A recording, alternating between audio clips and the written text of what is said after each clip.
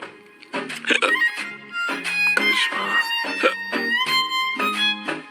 करिश्मा। मेरा नाम मीता है।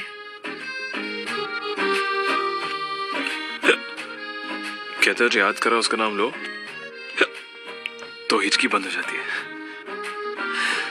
फिर तो डेफिनेटली मेरा नाम लेना चाहिए, क्योंकि जब से मैं गाड़ी में बैठी हूँ तुम्हारे बारे में ही सोच रही हूँ।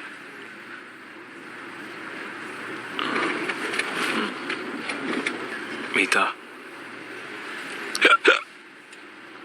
मीता,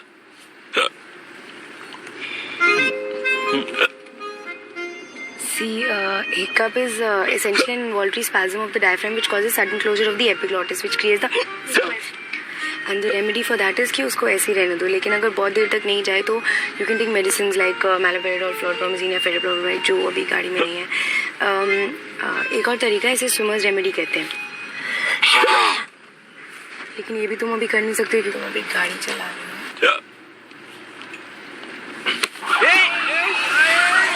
कर रही हो? पागल हो गया क्या? तीसरा तरीका शॉक।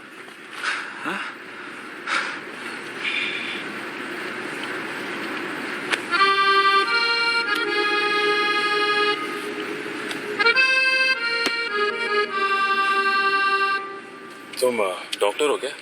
नो,